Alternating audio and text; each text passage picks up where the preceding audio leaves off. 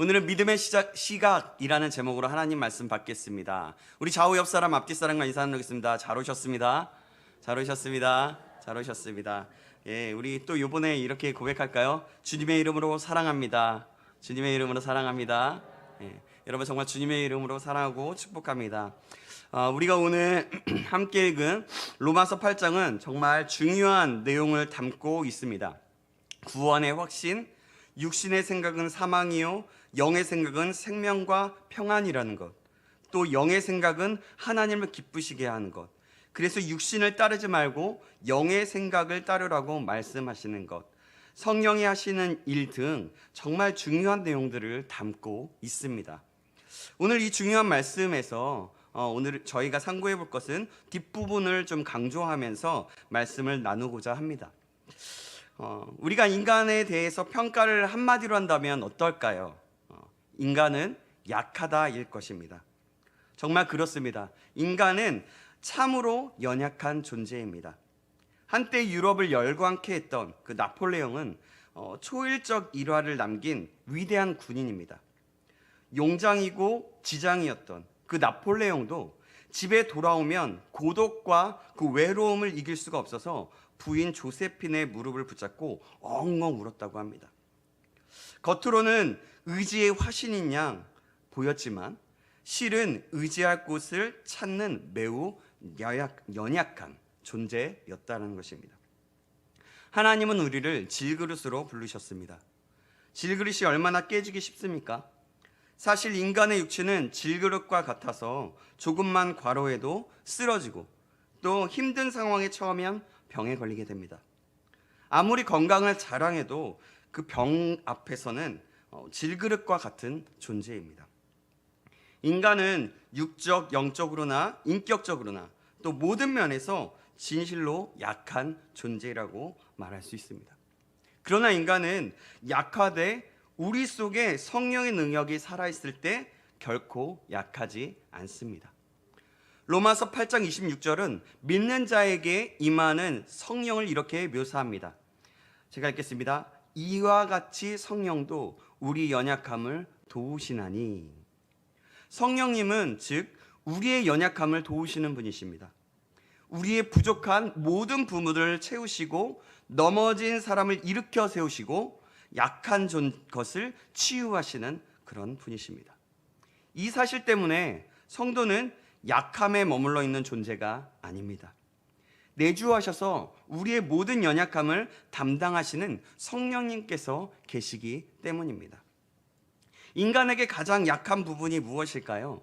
다시 말해 약함의 뿌리는 무엇일까요? 그것은 기도라고 말할 수 있습니다. 오늘 본문 26절, 27절을 보시겠습니다. 제가 읽겠습니다. 이와 같이 성령도 우리의 연약함을 도우시나니 우리는 마땅히 기도할 바를 알지 못하나 오직 성령이 말할 수 없는 탄식으로 우리를 위하여 친히 간구하시느니라. 마음을 살피시는 이가 성령의 생각을 하시나니 이는 성령이 하나님의 뜻대로 성도를 위하여 간구하심이니라. 아멘. 성령 안에 그 내주하시는 그 성령은 무엇보다도 성도의 그 기도를 돕는다고 성경은 말씀합니다. 성령께서는 기도 사역을 통해서 성도의 모든 약함을 담당하신다고 성경은 확증하고 있습니다. 기도는 하나님의 은혜의 통로이자 능력의 통로이고 하나님과 대화하는 장입니다. 예레미야 33장 3절에 보면 너는 내게 부르짖으라 내가 내게 응답하겠고 내가 알지 못하는 크고 은밀한 일을 내게 보이리라 라고 말씀하고 있습니다. 부르짖는 자에게는 세상이 알지 못하는 능력을 주실 것이고 세상이 전혀 알지 못하는 그 세계를 관통하여 보게 될 것이라는 것입니다. 우리는 기도를 통해서 부족한 능력을 공급받고 그래서 그 기도는 약함을 강함으로 바꾸는 능력으로 작용하게 됩니다. 여러분, 한번 질문을 해보겠습니다. 기도가 쉽습니까? 사람이 하는 일들 중에 하는 것 중에 가장 어려운 일이 기도일 것입니다. 성경에서 예수님의 제자들도 예수님을 따라다닐 때 아주 잘 따라다녔습니다. 광야로 가자고 하면 광야로 가고 바다로 가자고 하면 바다로 갔고 죽으러 가자고 하면 죽으러 갔습니다. 그런데 어디서 넘어집니까? 기도하자라고 하니까 다 잠들고 말았습니다. 겟세마네 동산에서 예수님께서 나를 위해 기도하라고 그렇게 부탁하셨음에도 불구하고 그들은 3번이나 잠자는 모습을 보였습니다. 왜 그랬을까요? 기도는 노동 중에 최고의 노동이고 사람의 힘으로는 되지 않는 영적인 것이기 때문입니다. 따라서 기도에 성공한 사람은 나머지 모든 면에서 성공을 하게 됩니다. 기도하는 자들은 마지막에 성공을 하게 됩니다. 어느 목사님이 이렇게 말씀하셨습니다. 모든 질병이 감기로부터 시작한다면 모든 신앙의 문제는 기도의 부재에서 시작됩니다 라고 하면서 감기가 발전하여 폐렴이 되고 폐렴이 발전해서 폐암까지 간다라고 하셨습니다. 요즘에 코로나도 거기에 낄 수도 있는 것 같습니다. 마찬가지로 기도의 부재에서부터 시작해서 영적인 침체가 오게 되고 나중에는 영적 패배로 가게 되는 것입니다. 오늘 본문에는 우리 안에 내주하시는 그 성령께서 우리의 기도를 도우신다라고 말씀하십니다. 우리가 기도하지 않을 때 우리를 위해서 말할 수 없는 탄식으로 간구한다고 성경은 확증하며 말씀하고 있습니다. 이 얼마나 여러분 감격스러운 일입니까? 한번 생각해 보십시오. 우리를 기도하는 자리로 이끄시는 분이 바로 성령님이십니다. 막힌 기도의 문을 활짝 열어주시는 분이 살아계신 성령님이시라는 것입니다. 이 사실을 믿으시기 바랍니다. 성령님께서는 우리를 기도의 길로 이끌어 주십니다. 또한 그 기도로 말미암아 연약한 우리를 변화시켜서 강력한 하나님의 도구로 만드십니다. 따라서 우리가 하나님의 말씀에 의거하여 기도할 때 역사의 물줄기를 바꾸는 그런 일꾼이 되게 되는 것입니다. 성령께서는 우리의 기도를 통해서 마치 에스더처럼 죽으면 죽으리라 라는 자세를 가지게 만듭니다. 성령은 이렇게 기도의 영입니다. 성령 충만한 자들은 기도할 것이고 기도로 무장되어질 것입니다. 성령께서는 우리에게 기도할 마음만 주시는 것이 아니라 기도의 내용까지도 결정해 주십니다. 오늘 26절 말씀 하반절에 보시겠습니다. 제가 읽겠습니다. 우리는 마땅히 기도할 바를 알지 못하나 오직 성령이 말할 수 없는 탄식으로 우리를 위하여 친히 간구하시느니라. 아멘. 기도하는데 빌 바를 모른다고 말씀하고 있습니다. 그러나 성령께서 우리에게 기도의 내용을 조목조목 보이시고 마땅히 구해야 할 바를 구하도록 우리에게 인도해 주신다는 거죠. 우리가 성령의 인도하심을 받지 않고 기도할 때는 우리는 엉뚱한 것을 구하게 됩니다. 복음서에서 야고보와 요한의 어머니가 예수님께 이렇게 구합니다. 뭐라고 합니까? 이 두 아들을 하나는 주의 우편에 하나는 주의 좌편에 앉게 명하소서라고 말합니다. 요즘식으로 말하면 한 명은 국무총리, 한 명은 국방부 장관, 국무부 장관 이런 것으로 시켜달라고 말하는 것이죠. 이렇게 구하는 것입니다. 그때 예수님께서는 좌중에 너희가 구할 바를 알지 못한다라고 말씀하셨습니다. 우리는 그래서 제대로 구해야 합니다. 잘못 구할 때 헛된 것을 구하게 된다는 것입니다. 여러분, 어린이가 칼을 달라고 해서 칼을 주는 사람이 어디 있겠습니까? 구하는 대로 다 되는 것이 복이 아닙니다. 우리가 구하는 것을 나중에 보면 굉장히 헛된 것일 수 있습니다. 우리는 모르기 때문에 제대로 구하지 못하는 경우가 너무나 많다는 겁니다. 내일은커녕 오늘 일도 알지 못하는 그런 연약한 존재입니다. 그러므로 구하는 것이 축복이 될지 재앙이 될지 모른다는 겁니다. 나중에야 그 구한 것이 축복인지 재앙인지 알게 된다는 것이죠. 그래서 우리는 알 바를 모릅니다. 그런데 기도하다 보면 하나님께서 그 기도를 통해서 하나님의 뜻이 무엇인지 우리가 구할 것이 무엇인지를 깨닫게 만드십니다. 기도가 깊어지면 깊어질수록 처음에 내가 뜻했던 기도는 나오지 않고 내가 뜻했던 기도가 아니라 다른 기도가 나오는 것을 깨닫게 됩니다. 그리고 그것이 내 뜻이 아닌 하나님의 뜻임을 깨닫고 그대로 순종하고 나아가게 됩니다. 우리 안에 내주하시는 성령께서는 우리의 모든 길을 인도해 주십니다. 우리의 기도를 인도해 주시고 결국은 우리를 하나님이 원하시는 길로 인도하시는 분이십니다. 우리는 하나님께서 우리의 길을 인도해 주시는 확신을 붙들고 결코 흔들림 없이 걸어가는 존재인 것입니다. 여러분, 이 사실을 믿으시기 바랍니다. 오늘 본문 28절 말씀 보시겠습니다. 우리가 알거니와 하나님을 사랑하는 자 곧 그의 뜻대로 부르심을 입은 자들에게는 모든 것이 협력하여 선을 이루느니라.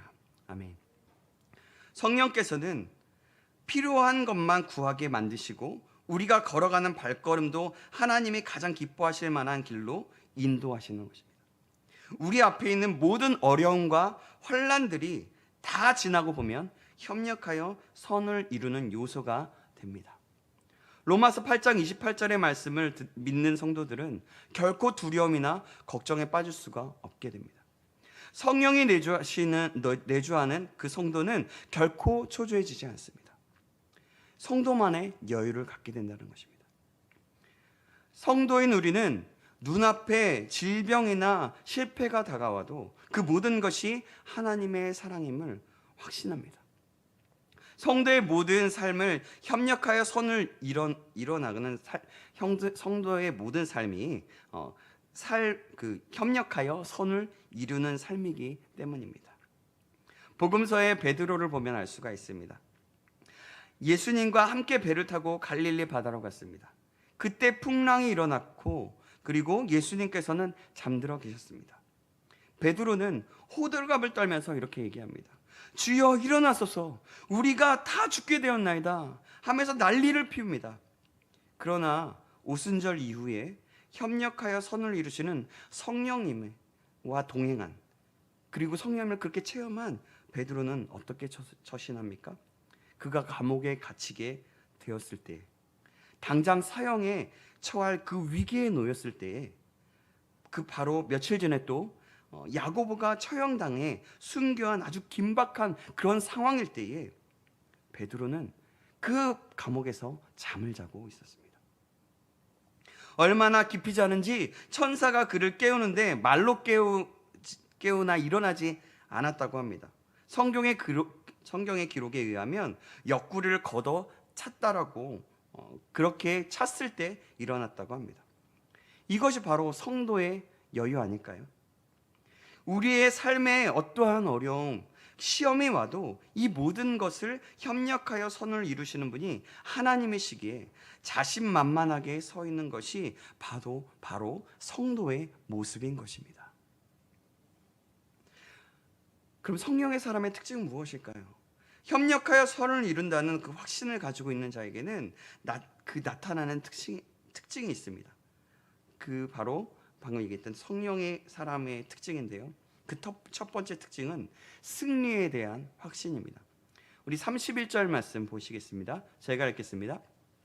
그런즉 이 일에 대하여 우리가 무슨 말을 하리요? 만일 하나님이 우리를 위하시면 누가 우리를 대적하리요? 아멘. 하나님이 우리 편이다 라고 말합니다. 하나님이 바로 나와 함께 하십니다. 하나님이 나와 함께 하시는데 누가 나를 대적하겠느냐? 나를 대적하는 자는 하나님을 대적하는 것이요, 하나님을 대적하는 자는 살아남을 수 있겠느냐라는 확신에 찬 메시지인 것입니다. 성령의 내주하심을 믿고 도우심을 믿는 자들은 세상 앞에서 담대합니다. 세상이 전부 다 자신을 대적한다 할지라도 그것에 항상 굴복하지 않고 항상 담대함을 가지고 살아간다는 것입니다. 시편 3편 6절에 보면 다윗은 이렇게 고백합니다. 천만인이 나를 에워싸 진친다 하여도 나는 두려워하지 아니하리이다. 여러분, 왜 두려워하지 않습니까? 하나님께서 나와 함께 하시기 때문입니다. 성령께서 내 안에 내주하고 계시고 하나님께서 우리를 위하시는데 누가 우리를 대적하겠느냐고 말하는 것입니다. 그 하나님이 함께 하신다는 그 경고함 때문에 그렇다는 것이죠. 사람 눈치 볼 것도 없고 사람의 위협 때문에 갈등할 필요도 없고 항상 하나님의 약속을 붙들고 담대하게 나아가는 존재가 될 수밖에 없다라는 것입니다. 이것이 바로 성령의 사람의 특징입니다. 성령으로 살아가는 사람의 특징이라는 것입니다. 그럼 성령의 사람이 가지는 두 번째 특징은 무엇일까요? 그것은 무엇이냐면 은사에 대한 확신과 응답에 대한 확신입니다. 32절 말씀 보시겠습니다. 제가 읽겠습니다. 자기 아들을 아끼지 아니하시고 우리 모든 사람을 위하여 내주시니가 어찌 그 아들과 함께 모든 것을 우리에게 주시지 아니하겠느냐. 아멘. 아들까지 주셨는데 무엇을 더 안 주시겠냐는 것입니다. 큰 것, 가장 귀한 것을 주셨는데 작은 것, 덜 귀한 것을 안 주시겠냐는 것입니다. 이것이 하나님의 바로 방법인 것입니다. 내가 가장 귀하다고 하는 이 독생자 예수 그리스도를 너희에게 주었는데 나머지 부분을 안 주겠느냐라고 말씀하시는 것이죠. 지금은 많이 시대가 다른 시대에 와 있지만 어떤 분이 좀 연세가 드신 분이 하시는 말씀을 들었습니다. 옛날에는 시골에 처가를 둔 사위들이 처갓집 가면 뭐라고 얘기하냐면 당당하게 닭 잡아달라고 말했다고 합니다. 여러분 정말 그런가요? 예.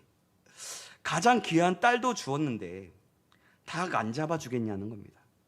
그게 사위들의 배포고 어리광이었다고 말하더라고요. 바로 똑같은 이치입니다.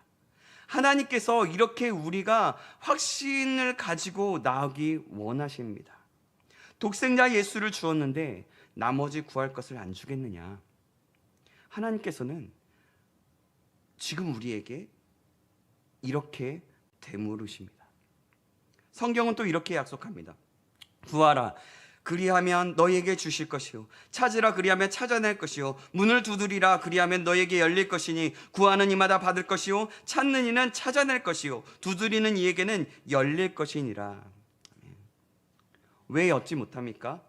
구하지 않고 찾지 않고 두드리지 않기 때문입니다. 구하기만 하면 한량없는 은사, 한량없는 응답을 하나님께서 퍼부어 주실 것입니다.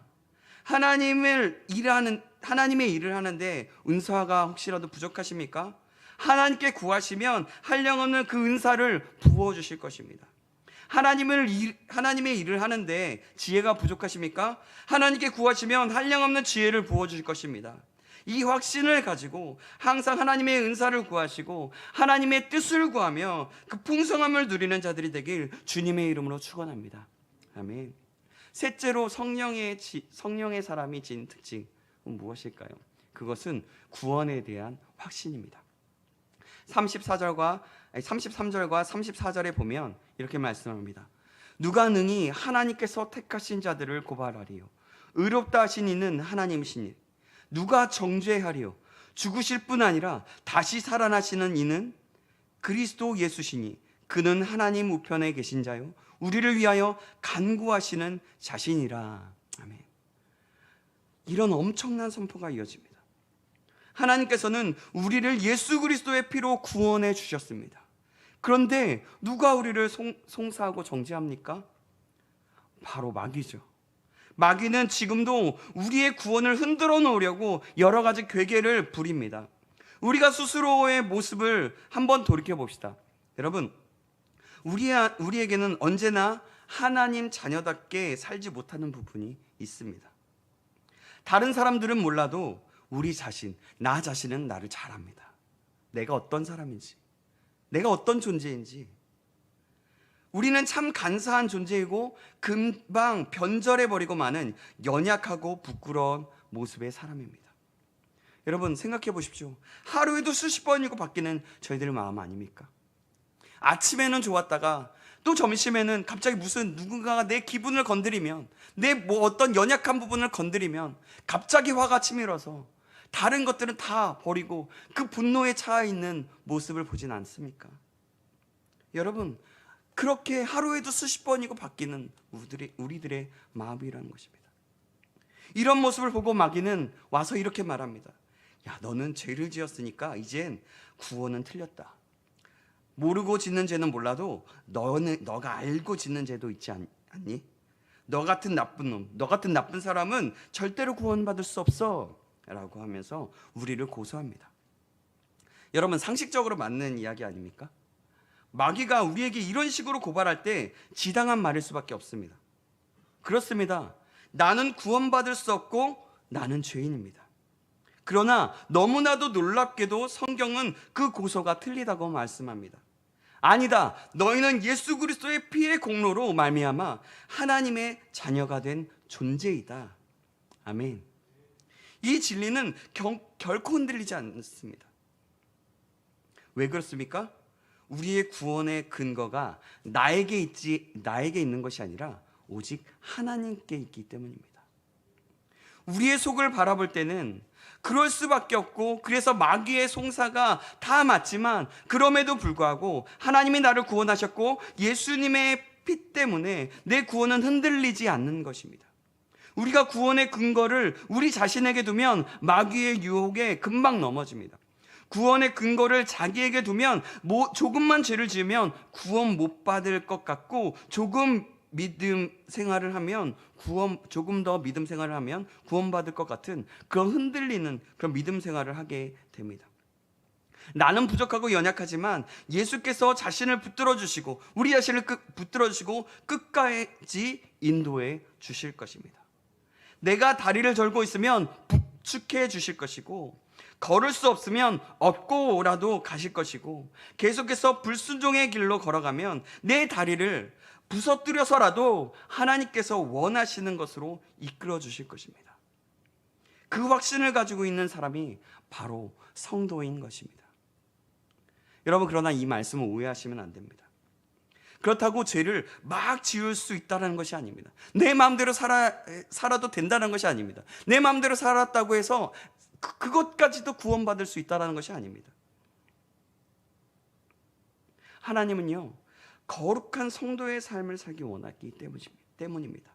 그리고 예수님이 붙들어 주시기 때문에 우리는 죄를 짓지 않으려고 노력하고 하나님이 기뻐하시는 삶을 살아가야 하는 것입니다. 오히려 이 확신에 찬 성도들은 하나님께서 기뻐하시는 삶이 무엇인지 생각하고, 어떻게 하면 하나님께서 기뻐하시는 삶을 살 수 있을까? 하나님의 진리된 말씀을 사모하며 그리고 사랑하며 이루고 살아가는 그런 사람들, 말씀을 행하는 사람이 될 수 있을까 고민하며 나아가는 사람들이라는 것입니다. 그럼 다시 35절의 말씀을 보시겠습니다. 누가 우리를 그리스도의 사랑에서 끊으리요? 환난이나 공고나 박해나 기근이나 적신이나 위험이나 칼이랴. 여기 보면 핍박이 납니다. 핍박은 노골적인 박해를 말합니다. 기근은 무엇입니까? 헐벗음입니다. 옷을 벗겨 수치를 주는 핍박의 한 형태입니다. 위험이나 칼은 무엇입니까? 당시에는 예수님을 믿으면 핍박이 왔습니다. 못 먹고 광야로 쫓겨났고, 어떤 때는 지하 공동묘지에 숨어야 했습니다. 오죽했으면 도살장에 끌려가는 양 같다고 표현하겠습니까? 36절은 우리가 종일 주를 위하여 죽임을 당하게 되며 도살당할 양같이 여김을 받았나이다 함과 같으니라 라고 말씀합니다. 예수 믿을 때에 불같은 시험이 있었음을 암시하는 것입니다. 예수 그리스도를 부인하지 않으면 도저히 구원받지 못할 무서운 핍박 가운데 들어가 있었던 것이 당시 로마 교회 성도들의 형편이었습니다. 로마의 성도들의 형편이요. 이때 주님이 사랑이 끊어질 것 같습니까, 여러분? 아닙니다. 37절 말씀 보시겠습니다. 그러나 이 모든 일에 우리를 사랑하시는 이로 말미암아 우리가 넉넉히 이기느니라. 아멘. 무엇을 말씀하고 있습니까?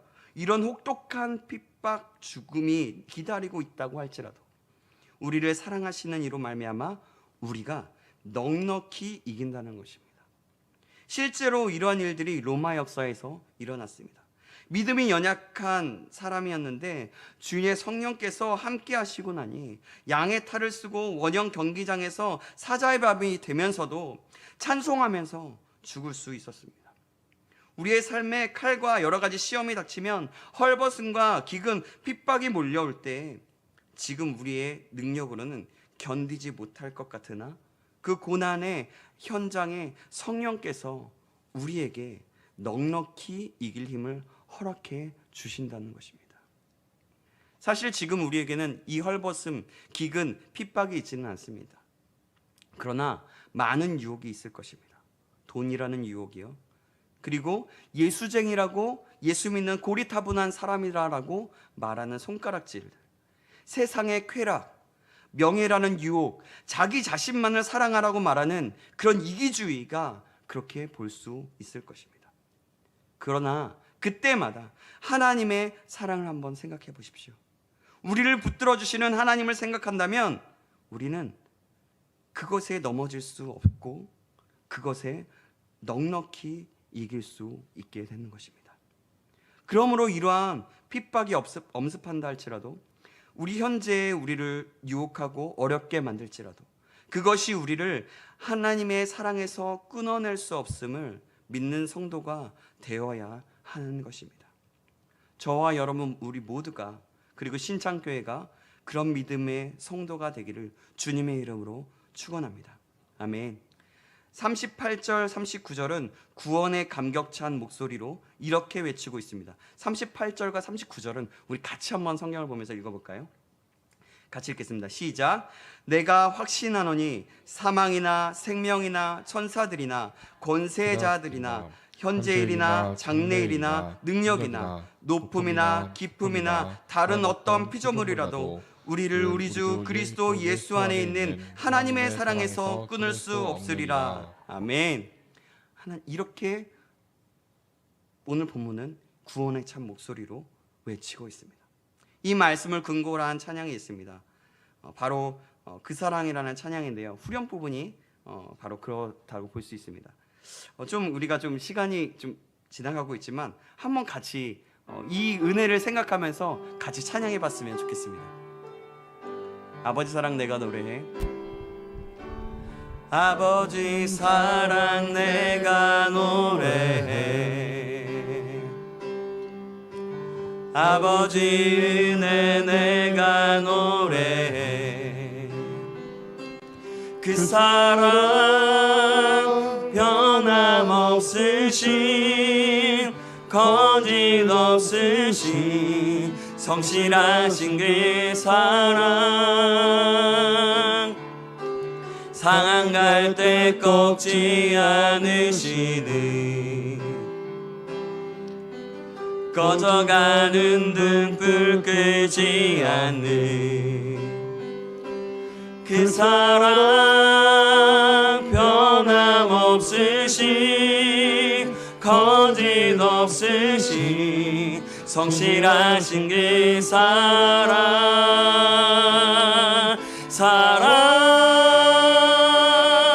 그 사랑 나 위해 죽으신 나 위해 다시 사신 예수 그리스도 다시 오실 그 사랑 죽음도 생명도 천사도 하늘의 어떤 권세도 끊을 수 없는 영원한 그 사랑의 그 사랑 다시 한번 찬양하겠습니다. 그 사랑 나 위해 죽으신 나 위해 다시 사신 예수 그리스도 다시 오실 그 사랑 죽음도 생명도 천사도 하늘의 어떤 권세도 끊을 수 없는 영원한 그 사랑 예수. 아멘. 이렇게 로마서 8장 31절에서 39절까지의 이 9구절은 구원의 확실성과 그 감격을 선언하는 가장 중요한 구절이기도 합니다. 이 9구절의 말씀을 붙들고 끝까지 가는 사람에게는 천국의 상급이 보장되는 것입니다. 여러분, 성도의 연약함을 도우시는 분이 계십니다. 우리의 연약함을 도우시는 분이 계십니다. 우리 안에 내주어 계시는 성령님이십니다. 성령님께서는 우리의 기도를 도우시고 마땅히 구할 바를 가르치시며 우리의 길을 인도하시는 분이십니다. 어느 길로 가든지 어떠한 실패나 어려움이 처하든지 협력해서 선을 이루시는 그러한 분이 우리가 믿고 있는 하나님이요 우리 속에 내주하시는 성령이심을 확신해야 한다는 것입니다. 성령님이 우리 안에 계실 땐 승리의 확신이 생기고 구하는 은사, 구하는 것마다 응답받는 능력이 생기게 됩니다. 어떤 마귀의 계기가 있다 할지라도, 시험과 환난과 핍박과 적신과 기근이 있다 할지라도 결코 우리의 구원은 흔들리지 않습니다. 하나님의 택하신 백성은 어떤 위치에 놓이더라도 흔들리지 않는다는 것입니다. 하나님 그분 자신이 끝까지 하늘나라까지 우리를 이끌어 주시기 때문입니다. 우리 모두가 이러한 믿음의 시각을 가지고 그 믿음의 시각을 잃지 않으며 믿음으로 살아가기를 주님의 이름으로 간절히 소망하며 축원합니다. 아멘. 기도하겠습니다. 하나님, 우리는 연약하지만 우리를 도우시고 인도하시며 승리하시는 하나님을 더욱더 믿으며 살아가게 도와주시옵소서. 이 세상의 어떤 것도 주님의 사랑에서 끊을 수 없을 것을 알고 온전히 믿으며 이런 믿음의 시각을 가지고 승리하도록 우리를 이끌어주시고 도와주시옵소서. 우리는 연약하지만 하나님 안에 거하여 이 시대에 하나님이 찾으시고 이끄시고 사용되는, 그리고 하나님께서 기뻐하시는 그런 거룩한 하나님의 성도 될 수 있도록 인도하여 주시옵소서. 살아계신 예수 그리스도의 이름으로 기도합나이다. 아멘.